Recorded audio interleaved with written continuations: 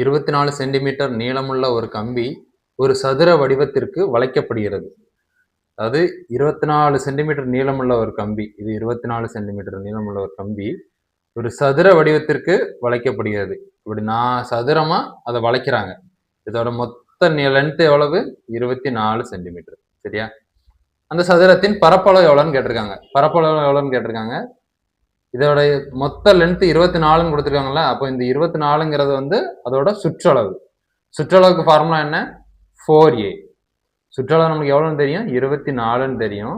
அப்போ அதுல இருந்து பக்கம் கண்டுபிடிச்சிடலாம். a = 24 இந்த 4 வரும்போது வகுத்துல வரும், அடிச்சோம்னா 6 4 24. ஸோ a = 6ன்னு நம்மளுக்கு கிடைக்கும்.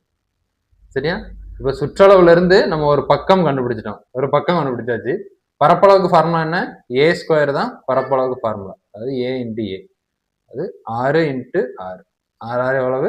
36. ஸோ சதுரத்தின் பரப்பளவு என்ன? 36. சரியா?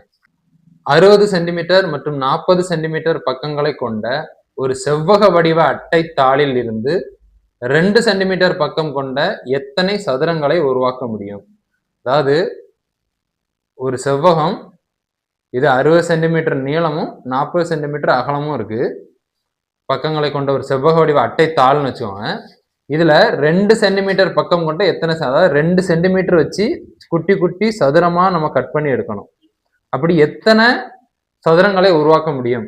அதாவது செவ்வகத்துல இருந்து குட்டி குட்டியா எத்தனை சதுரம் உருவாக்க முடியும் அப்படின்னா, இந்த மாதிரி கொஸ்டினுக்கு ஃபார்முலா என்னன்னா, எதுல இருந்து பெருசு, செவ்வகத்துல இருந்து சதுரம் கொண்டு வரோம் இல்லையா, அப்போ செவ்வகத்தின் பரப்பளவு ஃபர்ஸ்ட் கண்டுபிடிக்கணும், பெருசோடது, வகுத்தல் கீழே இந்த சதுரம் கேட்டிருக்காங்கல்ல, சதுரத்தின் பரப்பளவு கீழே கண்டுபிடிக்கணும். இப்போ இதுல வட்டம் கேட்டிருந்தாங்கன்னா கீழே வட்டத்தின் பரப்பளவு கண்டுபிடிக்கணும். சரியா? ஃபர்ஸ்ட் செவ்வகத்தின் பரப்பளவு. செவ்வகத்தின் பரப்பளவு ஃபார்முலா என்ன? L × B பை சதுரத்தின் பரப்பளவு ஃபார்முலா என்ன? A × A. L × B இங்க எவ்வளவு கொடுத்துருக்காங்க? 60 × 40ன்னு கொடுத்துருக்காங்க. இந்த சதுரத்தின் பரப்பளவு, இந்த எடுக்க போற சதுரத்தின் பரப்பளவுல A × A பரப்பளவு, இது ஒரு பக்கம் எவ்வளவுன்னு கொடுத்துருக்காங்க? 2 சென்டிமீட்டர்னு கொடுத்துருக்காங்க. இப்போ 2 × 2. இப்போ இதை அடி கொடுத்தா அதான் ஆன்சர். சரியா? இதை அடி கொடுக்கலாம். 1 2 2 3 2 6 30. 1 2 2 2 4 20. 3 2 6 600. ஸோ 600 சதுரங்களை, குட்டி குட்டி 600 சதுரங்களை உருவாக்க முடியும். சரியா? அடுத்தது, ஒரு சதுரத்தின் மூலை விட்டம் 10 சென்டிமீட்டர் எனில் அதன் பக்க அளவு என்ன? ஒரு சதுரம் இருக்கு, அதோட மூலை விட்டம் 10 சென்டிமீட்டர் கொடுத்துருக்காங்க. மூலை விட்டம் கொடுத்தா ஃபார்முலா என்ன? மூலை விட்டம் D = √2 × A. இதுதான் அதோட ஃபார்முலா. இப்போ நம்மளுக்கு மூலை விட்டம் கொடுத்துட்டாங்க. மூலை விட்டம் எவ்வளவு கொடுத்துருக்காங்க?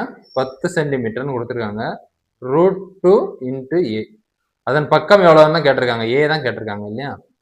ஸோ A மட்டும் அந்த பக்கம் வச்சுக்கலாம். A = இந்த பக்கம் 10/√2. சரியா? இதுதான் ஆன்சர். A = 10/√2 தான் ஆன்சர். ஆப்ஷனில் 10/√2 இருந்தால் 10/√2 டிக் பண்ணிடலாம். அப்படி இல்லை அப்படின்னா இதையும் சுருக்கணும்னா சுருக்கலாம். எப்படின்னா √2ங்கிறத வந்து முழு நம்பராக மாற்றணும். முழு நம்பராக மாற்றணும்னா என்ன செய்யணும்? √2வால் பெருக்கணும்.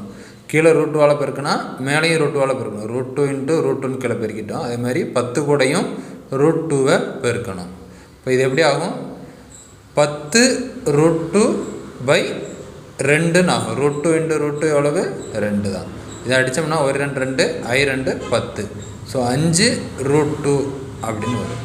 ஸோ இதுவும் ஆன்சர் தான், இதுவும் ஆன்சர் தான். ஆப்ஷனில் எது இருக்குன்னு பார்த்துட்டு நம்ம அதை கரெக்டாக டிக் பண்ணலாம். சரியா?